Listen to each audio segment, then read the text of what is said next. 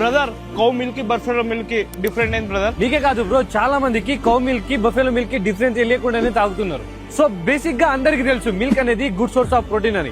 But milk లో ఎన్ని రకాల ప్రోటీన్ ఉంటుందో ఈ వీడియోలో చెప్తా, సేవ్ చేసి పెట్టుకోండి.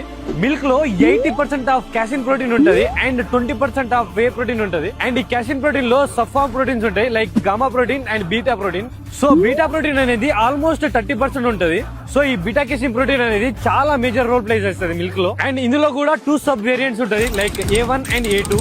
ఈ A1 ప్రోటీన్ మిల్క్ అనేది western breed like Jersey, HF cow నుంచి ప్రొడ్యూస్ అవుతుంది. సో అందుకే ఈ జెర్సీ బ్రీడ్ ని A1 మిల్క్ అని అంటారు. అండ్ A2 మిల్క్ వచ్చేసరికి మన దేశీ బ్రీడ్ లైక్ గిర్, సైవాల్ నుంచి ప్రొడ్యూస్ అవుతుంది. మరి మీకు డౌట్ వచ్చి ఉంటది బఫెలో మిల్క్ లో ఏ ప్రోటీన్ ఉంటది అని. బఫెలో నుంచి కూడా A2 మిల్క్ ప్రొడ్యూస్ అవుతుంది. అండ్ ఈ కౌ మిల్క్ కి బఫెలో మిల్క్ కి డిఫరెంట్ ఏంటంటే కౌ మిల్క్ లో 3 to 4% ఆఫ్ ఫ్యాట్ ఉంటది అండ్ బఫెలో మిల్క్ లో 7 to 8% ఆఫ్ ఫ్యాట్ ఉంటది. While compare to cow milk, buffalo milk లో ప్రోటీన్ కంటెంట్ కూడా చాలా హై ఉంటది. అండ్ ఈ కౌ మిల్క్ లో BCM7 అనే సబ్ ప్రోటీన్ ఉండడం వల్ల కౌ ఒక మిల్క్ yellowish కలర్ లో ఉంటది.